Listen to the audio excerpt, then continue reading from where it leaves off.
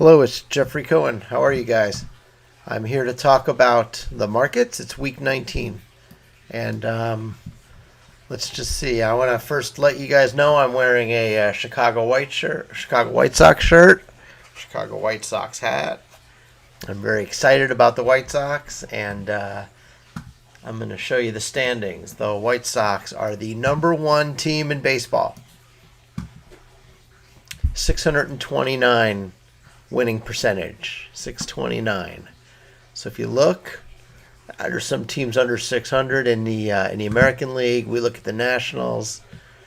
The Giants look pretty good, right? Go San Francisco, but no one's better than the White Sox. And so got some new players. We're doing great. I can't wait to get out to a game.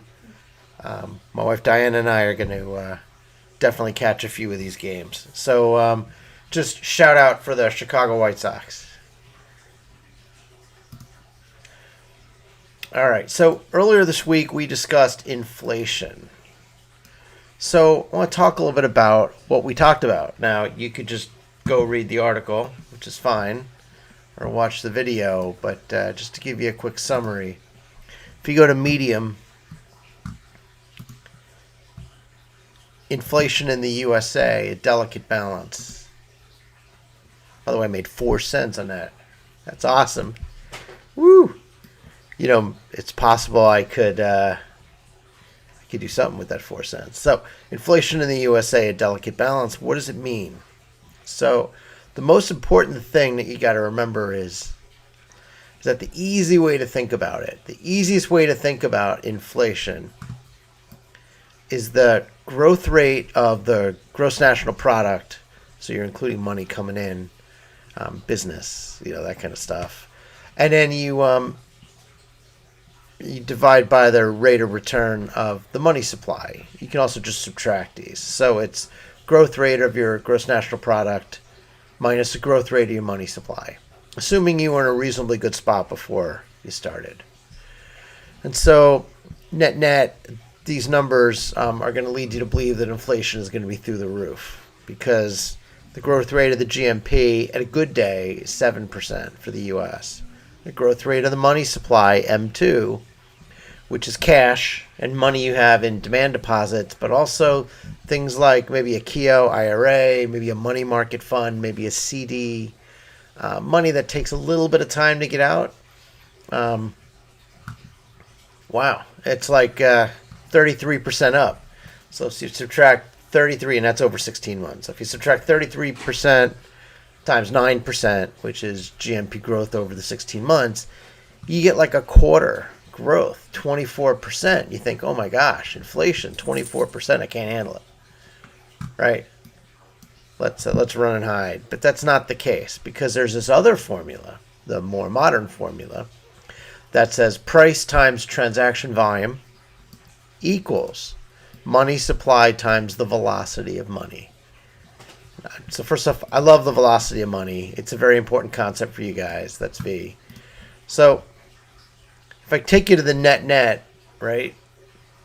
Inflation, mostly energy. Look, commodity prices, there's plenty of red in there. Even lumber's down 4% for the week, or for the month. This is not like everything's going up, right? And so it looks like it's relative changes in pricing. Relative, because some things are being driven by supply shocks. Some things are being driven by demand shocks. My wife and I and Hope, our daughter, we went out. No, not Hope, Faith. We went out. We tried to go out for dinner, right? We went to Cheesecake Factory. That place is normally empty now with COVID. We went in, we talked to the person at the front, we got our masks on. So, how long is it going to be? And she says, well, I get you in an hour and a half if you'd like to wait outside. Hour and a half? No, thank you. We ate at home that day. Point is, there are supply shocks and demand shocks. It's going crazy. And where you see it, shipping demand. I mean, I'm a Dow theory guy, but I like to just look at the absolute demand for shipping containers for global trade.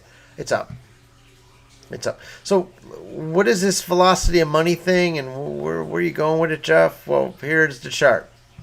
The velocity of M2 money supply normally in the United States is about 1.7, maybe 1.8. That's this line right here. Okay, from 1990 to 2010, it was over 1.8.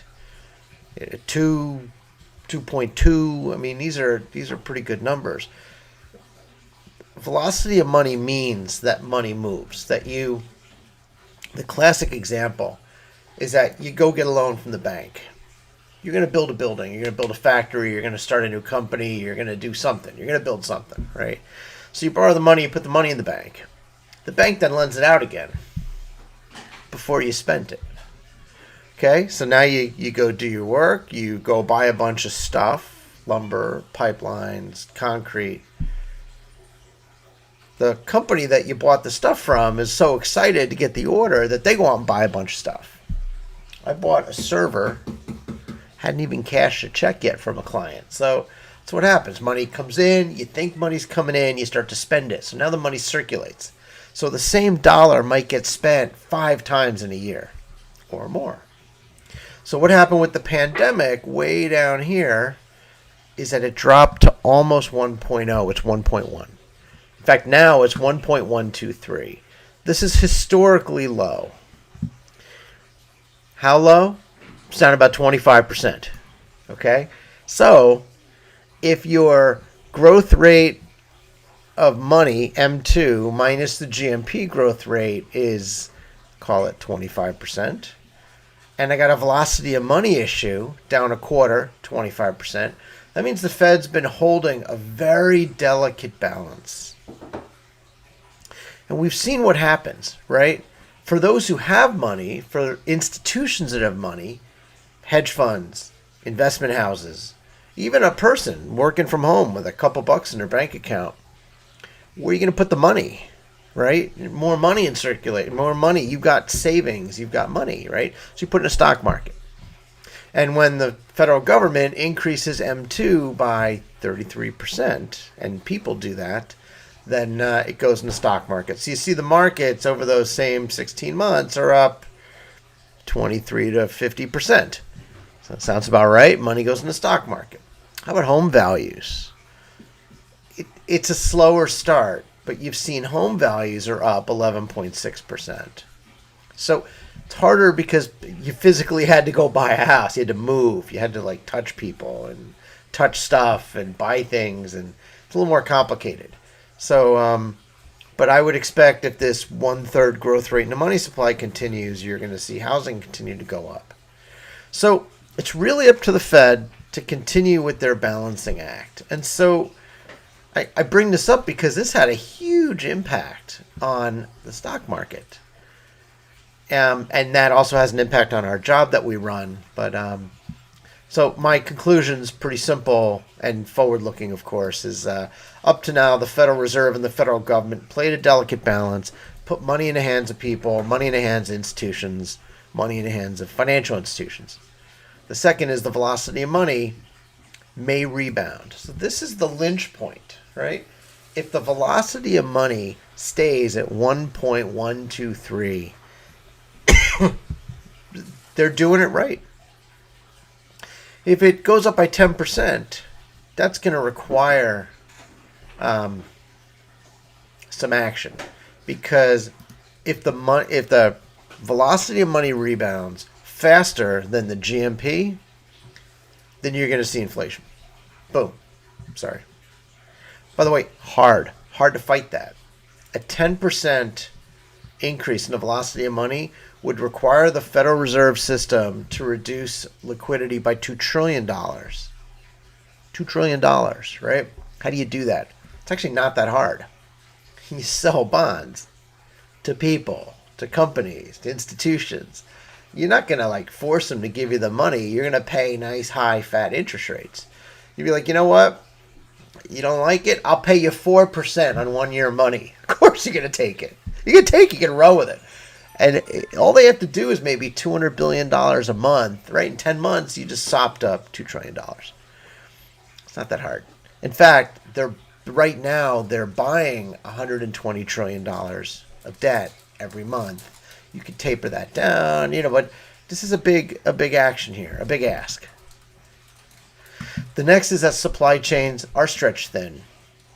And we've had some hackers lately I want to talk about. But supply chains are stretched thin. You got the whole thing with the Suez Canal where the ship got grounded. Commodity prices are up and down. I keep reading things on Twitter that lumber is double what it was a year ago, right? And so it's hard. Things are going to happen now as we unwind the COVID. And by the way, it's not over yet. In India, you got 24 million cases. You got 4,000 people dying a day, and they're saying there's a new variant. Could be a new wave. But for right now, assuming that our trajectory is improving, we're going to be fine, and supply chains are going to stretch. And the last is, I don't know anyone who believes that U.S. GDP or GMP growth, will grow faster than 7% in the United States on a sustainable basis. I don't see that, right? Because that increase in GDP, GMP would sop up extra cash and in and of itself fight inflation. Just not seeing it. I think it's more likely to see velocity of money going up. So, by the way, if you like this kind of stuff, I got like 15 articles here. Take a look. Chicago Quantum in Medium. It's at Chicago Quantum. I love it. I write so people can understand what we're thinking. So we made progress recoding on our solvers. So not enough progress, not big progress. Like I'm going to put on a Jimmy hat and I'm going to do a Scottish jig. By the way, sometimes at a bar, you'll see me doing that. It's kind of crazy. And I sing karaoke and all that. But that's not nearly the kind of progress we did. But I am proud to introduce that we have a steepest gradient descent solver. We're using it from D-Wave, and we've gotten it to work. It takes 4 times longer than our best solver, and it doesn't quite give the best answer. But it's another independent way to look at all the stocks and to pick the best answers. So what happens is, every week I notice it. So last week, last week, we ran our job. It took a really long time. So what happens is when rates of return drop and there's more of a balanced risk-return profile, the server has a harder time finding the best answer. So it actually has to crunch harder. And so sometimes a new solver, a different kind of solver, unexpectedly gives you much better performance based on that data. So we've got our steepest gradient descent solver that's working. By the way, it is one of the oldest solver methodologies ever. It's hundreds of years old, so it's great. And then we've also gone back and recoded the way we use D-Wave simulated annealer and Taboo multi-start sampler. And actually, we're back to being able to pull out some great results. So what had happened was we changed the way we fed those solvers. We gave them a full symmetric matrix as opposed to a half matrix, an upper triangular. And it's just been struggling. We've been struggling with it, right? Now, the truth is, we're solving 4,500 stocks at a time before validation. After validation, call it 3,600. It could just be that it's not deep enough. It's not getting there. So, but we came up with a new way. In fact, I couldn't sleep this week. I'm going to tell you about it. I'm fighting a cold. So I couldn't sleep. I'm struggling in bed, tossing and turning. I'm sweating. It's awful. I said, oh, eureka. What if I took the simulated annealer, and what if I had it give you the best answers without testing the penalty function, which is that it picked exactly the right number of stocks, and I just test out the quality of the solution found by the solver, regardless of its fit with the penalty function. Now, for those in data sciences, you know exactly what I'm talking about. For those who aren't, I'll put it in simple language. You don't know what the simulated annealer is going to find you.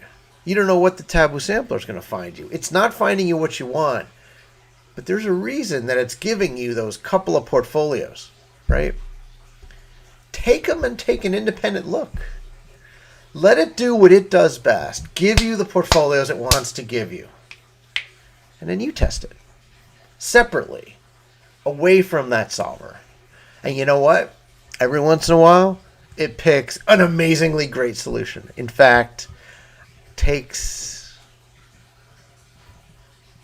40 times longer, 30 times longer, but we got the best solution out of a simulated annealer from D-Wave. So I feel like it's not a very efficient, very easy method, but we have 2 more solvers that we're starting to get some value out of. And we started recoding our D-Wave quantum annealer using something called a click solver. So I didn't know this. So normally when we ran the D-Wave, we ran it based on a sparse matrix. So normally you would have maybe 1,000 data points in 10,000 cells. So it's 1/10 density. And so the D-Wave's great because it knows how to put things around and it's got holes anyway. So it just fits it in. But when you've got 10,000 data points that fit into a 10,000 cell matrix, and every one of those values is material and important, then you've got a click. You've got basically everything connected to everything, and so there's a different kind of a solver. I didn't know that. It was just written, a click solver. So we've gotten it to work, still working through the logic. I think we're going to have to do the same thing. I think waiting for 3 portfolios that match the size constraint we have, 3 out of 1,000, it's fine. We can do that. But why not just test all 1,000 or whatever's unique in 1,000? Maybe there's 150 unique. Test those independently. Hold those solutions. Might find that the quantum algorithm is actually giving you the best answers. Not sure yet. So that was the coding I was going to do today before I was making this video. So not bad. Not bad. And in fact, we found some other ways to validate data to pick out stocks that are crazy, okay? That are that have odd, anomalous trading patterns. So let me give you an example. So you get a stock, and let's say it's been pretty flat forever, pretty stable, $2 a share stock, and then all of a sudden, it boom, tons of volume, and then goes flat again. Well, the odds are that ton of volume is somebody taking a position in the stock, or a couple people. So they're going to want to get their money back. So I keep my ear posted for the Twitter and the stock twits and all that, and you find out, ooh, someone's going to run this thing. It's going to pump. Ooh, yeah, it's going up. And instead of sitting back and waiting, I figured out how I could code into the data validation step. So if you're a client, you just get this, right? Here's the stocks that have a large purchase or volume spike early on. That's one. The second is you have stocks that have a price boom, up or down, once or twice, let's say over the past year. So let's just run it through. So there's your stock. It's running at $2, $2. All of a sudden it drops to a quarter.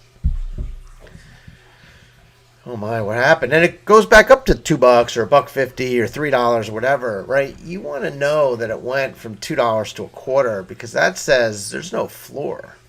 On the other side, we've seen stocks that have gone from 7 cents to $30. Now, that's a restructuring, right? So it's an easy way to find it, to look for that price spike. We've also seen stocks go from $1 to 15, and it's not a restructuring.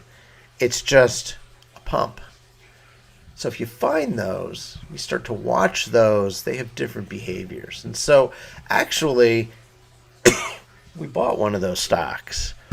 And I didn't just buy it because of the behavior, but I want to show you what it looks like. I am not recommending this stock. This is a crazy stock. It's a high risk. Now, personally, I did the due diligence necessary to take a position in it, but I just want to show it to you. American Shared Hospital Services. So what do? Well, they lease gamma knife solutions, which allow you to use radioactivity waves and pound the cancer without harming the area around it. Maybe the system costs $10 million, fills a whole room, but you pay by the usage if you're a doctor's office or a hospital. So you lease the equipment, let's say it's over 10 years, it's fine. Then they go in, they replace the Cobalt 60, and you can use it another 10 years. There's an upgrade, Icon upgrade, that some of their systems have used, which allows them to hit even larger tumors, cancerous tumors, and get them out of your body. Outpatient surgery, I believe it's like, you're home that day. It's not it's amazing. Not a big deal. Cancer, tumor, shot to death, taken out of your system, no big deal. So, love that. And now they have protein beam therapies in Orlando. And again, they're not inventing the proton beams. I feel like Austin Powers, Dr. Evil, talking about sharks with laser beams. But it is kind of like that. And so, you go to Orlando, you get your surgery, you feel great, you go home, maybe you go to Disney World. So, making it easy. And by the way, those pieces of equipment are $30 to $40 million. A suite of offices, a suite of proton beam treatment center might be $120 million. And so they've got dibs on the next two. So if they can get two more clients, they can get two of these. They've already put over $2 million down. So this has nothing to do with the volume spike. In fact, I'm gonna share even more. Just because if you're gonna review a company to buy it, you got to do a valuation model. And I'm sorry, I love valuation models. I think this is very important.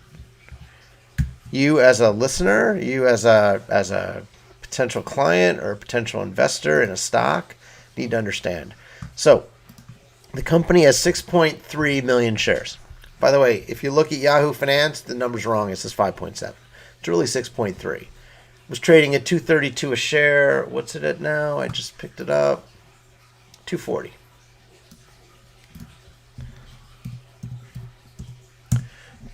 Come on, $240. There you go. Market cap $15 million. Great. By the way, I was on the earnings call yesterday. They did a nice job.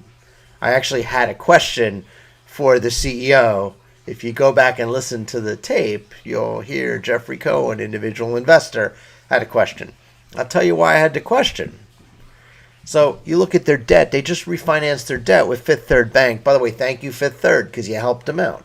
You lowered the cost of debt. You lowered the capital payments they had to make, the repayments. So they get a revolver.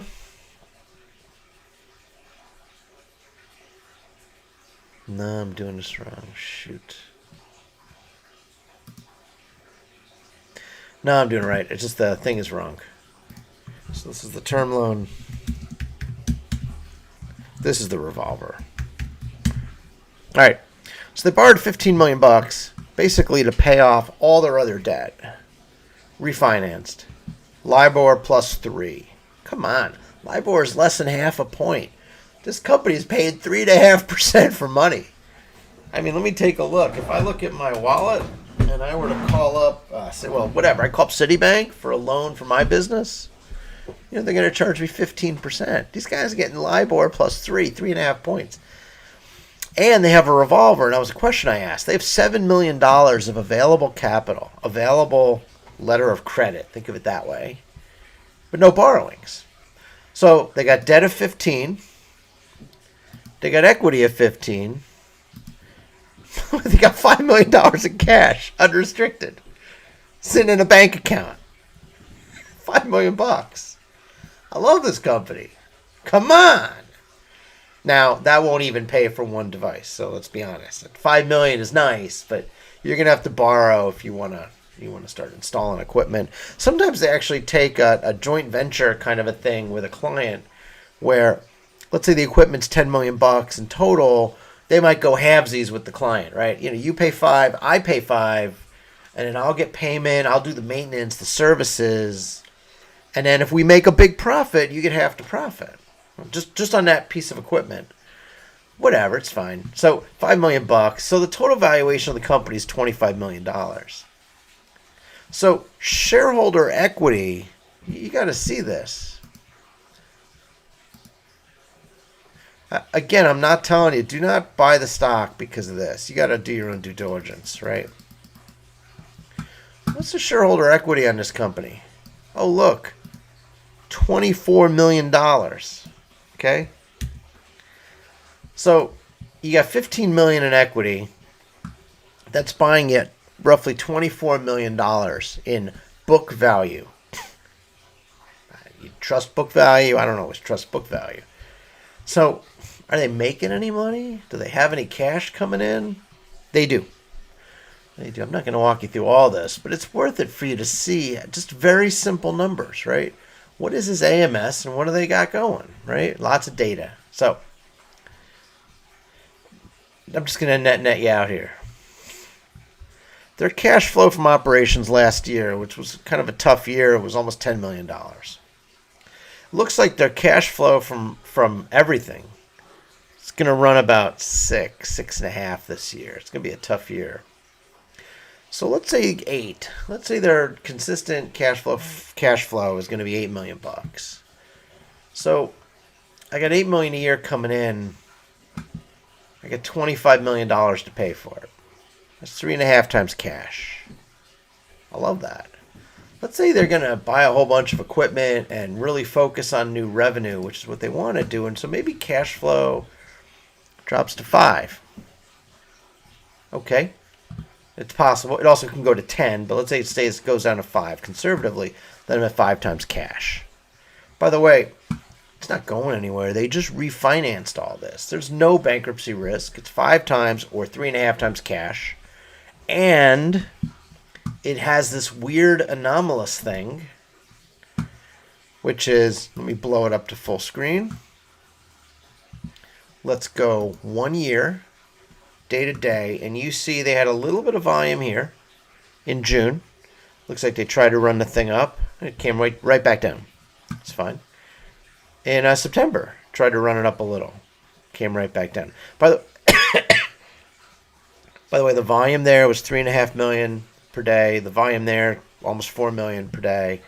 Looks like January 28th, 1.75 million volume. This is all around $2. And then all of a sudden in May, you've got 14.5, 6.7, 20 million, 13 million, 4 million. What is that? I can't add that much. That's like 60 million shares. All of a sudden, there's 60 million shares traded. Okay? This thing went to the moon. It went to over $4 a share for a day. And now it's been drifting. It's at 240. It actually had a good day this morning. It went up. It was as high as 560, as low as 236. Got a little burst. So the question is, it's a good company. It's stable. I'm not losing my money. Even if everyone hates the stock, I'll just keep buying it. Let's say it goes to $1.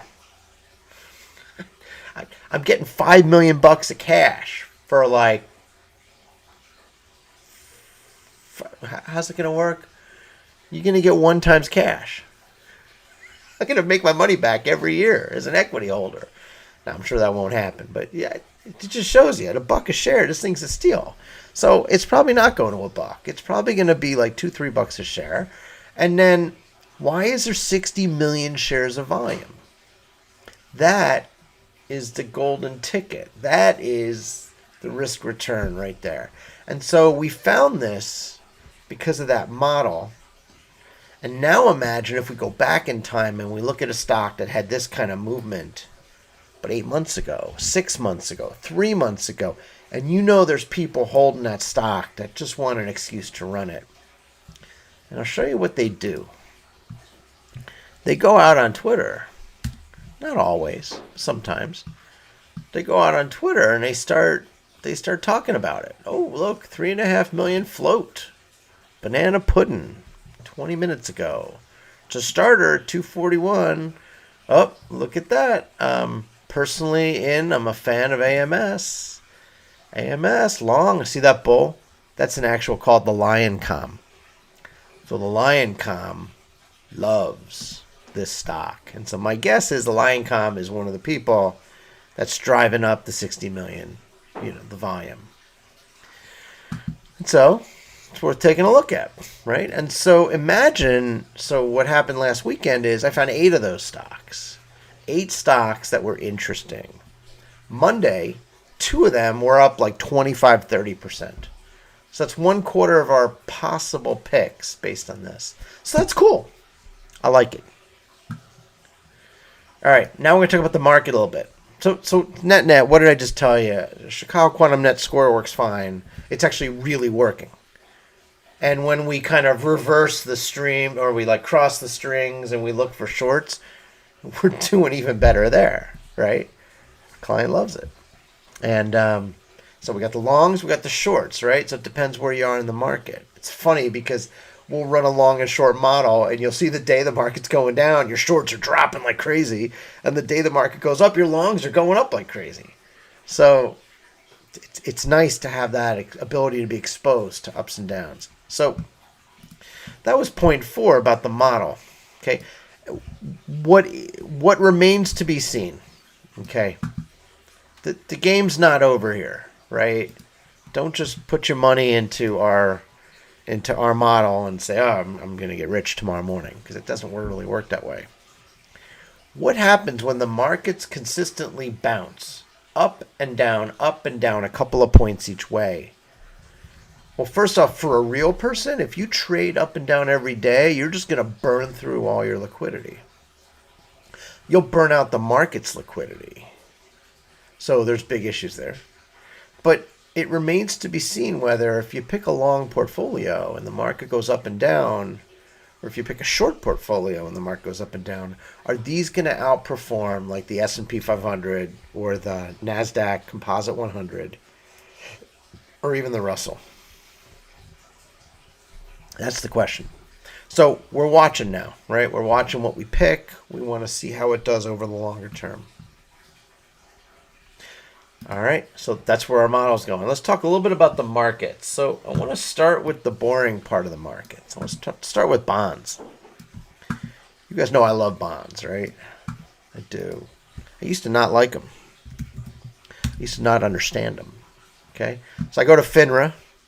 You always have to say yes. I agree to all the terms. By the way, the terms seem to be getting longer each time I read it from S&P.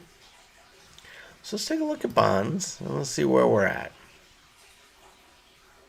First off, the markets are having a really great day today. That's not really what I wanted to look at. Here's my data. Bonds. There we go. Yield curve. I'm pretty simple that way. So yield curve looks about the same it looked last week. If I look at the 10-year note, you can see that it's about flat. 5-year, about flat. 3-year, about flat. You're looking over to the right.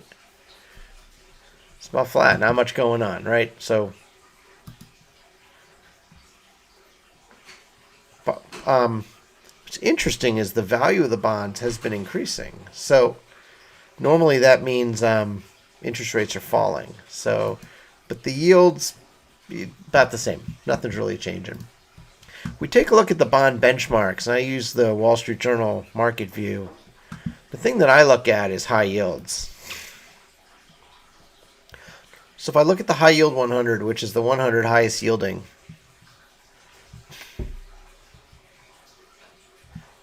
.776% yield. It's crazy. It's really low. Triple C rated. Real dog meat, right? These are the companies that are bankruptcy risk. 6.78% return over the year. That's amazing. They're returning 7.11% yield. So if you invested in high yield dog debt, high yield debt, junk debt, You've done great. And it's at 7.1. So the lowest it's been all year is 6.8. The highest it's been 17.9. So I want you to think about it. My credit card example, where I'm a company and I'm buying something, it's not unusual to think that you'd pay 17.9% for a company that's struggling to pay its bills. But now people are willing to lend it money at 7%. And so, by the way, if you're out there, companies that need to refinance their or restructure their debt because they have maturities coming up in May of 2022, take a look. The window's open, 7% money, and if you're like AMS and you're willing to pay some principal, each quarter you're paying principal. It's a sinking loan. They're at 3.5 points, so that's terrific. And then just in general, the rates are just really low. Now, if you were in more of the high quality stuff, right? High quality debt, AA rated, you lost 5% of your money because the yield is 1.87, right? It's been a low of 1.3, high of 1.99 or 2.0. So what I would say is, you're actually losing money on low yield, high credit debt. You're losing money on your government debt if you were a bondholder, right? And so, and in the aggregate, right, U.S. aggregate, U.S. government credits around 1.6%. I don't know if you noticed, but you were at like 1.6, 1.65 on the 10-year, which is not much at all. And the mortgage-backed securities, these are all being bought by the Treasury Department. And you'll see mortgage-backed securities, right? Your return over the past year is negative.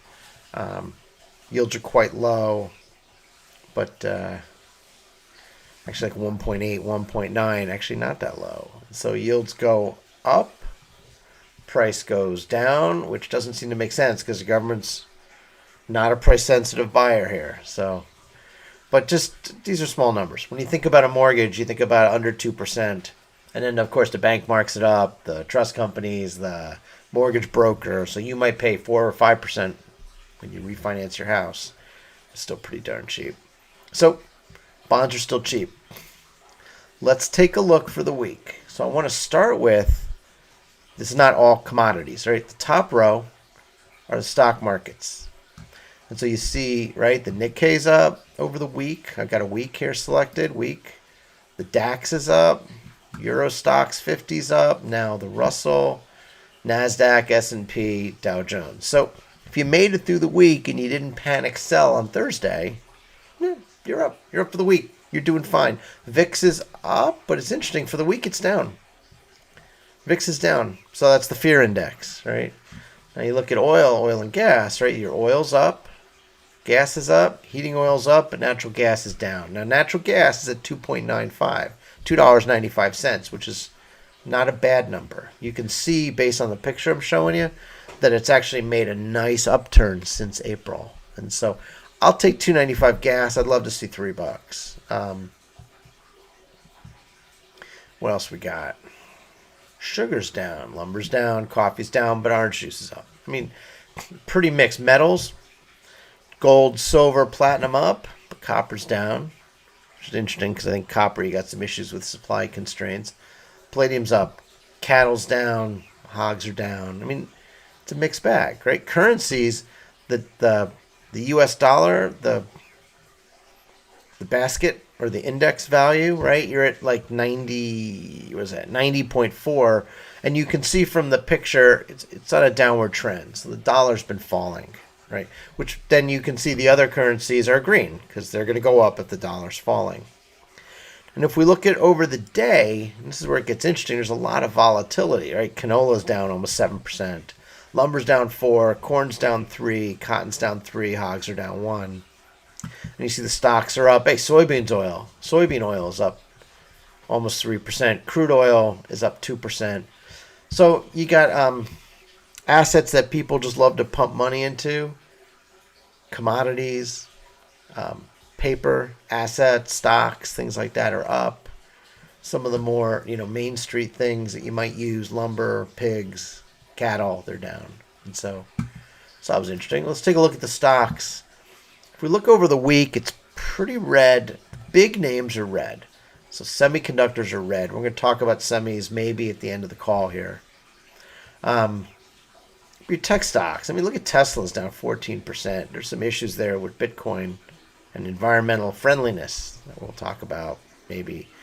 But, energy's down. Other than equipment services, right? Because drilling is up and midstream's up because drilling is up. But the actual integrated players, oil and gas exploration and production is down.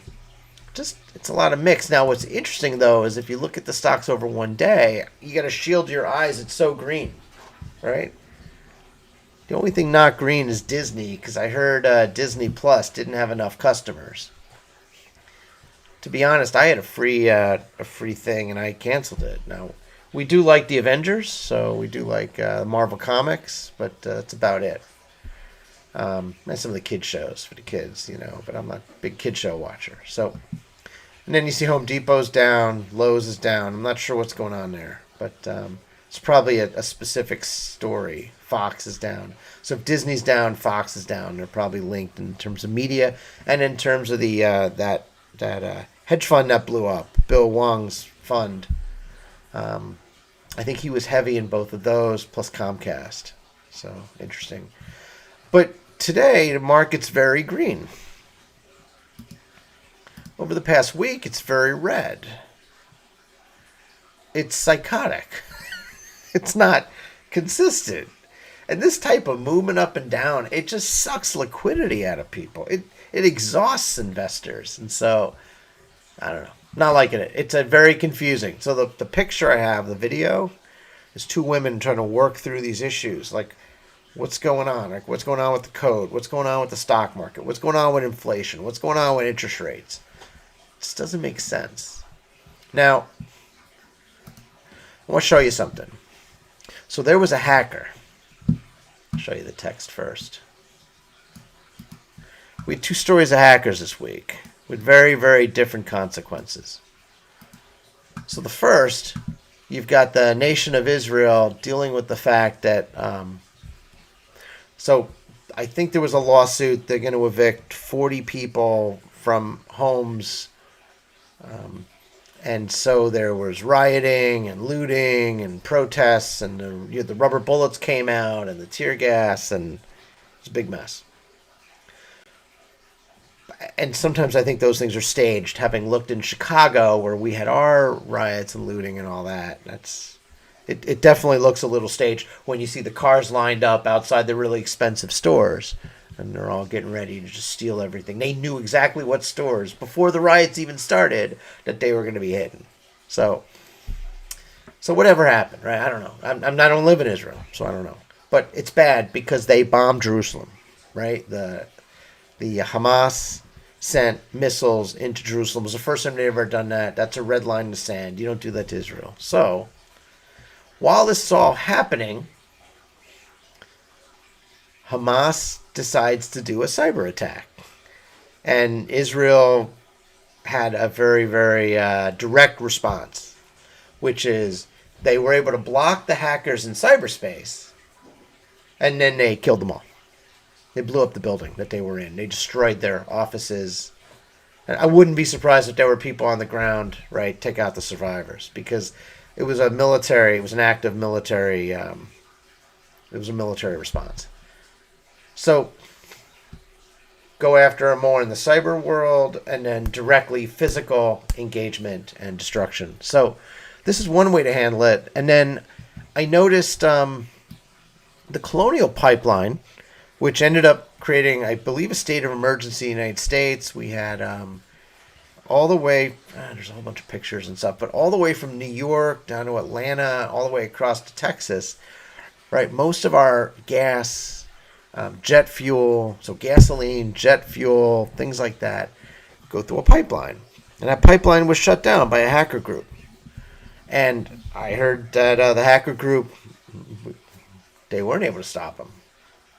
And they paid $25 million worth of Bitcoin. So there you have it, Bitcoin being used to facilitate crimes. And I just heard that they hit again in Toshiba in Europe. And so, different response. In one response, they pay the ultimate price. The other response, they get $25 million. And they did what potentially could be seen as an act of war against the United States. So I'm wondering whether there'll be a similar response that the United States will have against hackers. And the U.S. military does have precedent in taking out hacker terrorists. So I just want to bring it up because this is the kind of thing that causes supply shocks that are not productive. It's one thing if too many people are going back to work and we need more sandwich bags because everyone's packing their lunch, right? It's another that we can't fill up our cars because some hacker group took out a pipeline. So I want to talk about this. I think this is actually pretty important. And then we've already talked about the Chicago White Sox. So last but not least, it's awful. All week I've been fighting a cold. And for those who know me, you know I'm not quite myself. I'm tired all the time and all that. But I forgot what it was like. I can't believe it. You know, you get the headaches, the aches. It's not COVID. There's no fever. By the way, my sense of smell is better than ever. But, yeah. I guess, you know, staying at home and never talking to anyone and not seeing anyone it's a good way to fight the cold. So that's it in a nutshell. I want to thank you guys for listening. It's week 19. If you're curious, I didn't talk about chips. Chips. All right. So we've talked over the last couple weeks about how we're not making enough chips and that I'm worried that the government's going to raise taxes or regulation on U.S. chip makers. And so what happens is the U.S. government is going to fund chip makers in the United States. They're talking about a proposal of $52 billion. Well, that's one way to get chip makers in the United States for both production and research. You give money for 5 years. You say, look, not only do I commit not to raise your taxes, not to regulate you out of business, but I'm going to give you cash. And as a result, what a surprise, Taiwan Semiconductor is looking at expanding, pumping tens of billions of dollars into the U.S. state of Arizona. So, and not Europe. So I look at this and I think industrial policy is so important. Taxing, regulatory policy on our industrial partners is very important. And so, and just to be real about it, TSMC is going to spend $10 to $12 billion to build a one chip factory in Phoenix. These numbers didn't used to be this high. 3 nanometer plant. By the way, 5 nanometer used to be the best ever. It used to be amazing. That's really small, right? Now you're looking at 3 nanometers. That costs 23 to 25 billion. I'm gonna let that sink in, right? We talk about the stuff with the COVID vaccines, right? That takes resources, people, it takes equipment and labs. But you want to build a chip fabrication facility. You want to research and build chips at 3 nanometers, which is state of the art. You're talking 23 to 25 billion dollars for one facility. So you better have the type of industrial policy that supports this. And so it's funny that, 2 months ago, I started talking about why the semiconductor industry is not building the fabs. And now you see the U.S. starting to try to partner with large companies to facilitate these, 23 to 25 billion or 10 to 12 billion dollar investments to build, a single chip facility. So just want to bring that to your attention. I think that's very important. All right. Have a great week. Have a great weekend. It's Friday. Hopefully you made money in the markets. Good luck in your endeavors. And I hope you learn a lot. That's the purpose of these streams. Week 19, signing out. Thank you, Jeff Cohen. Bye-bye.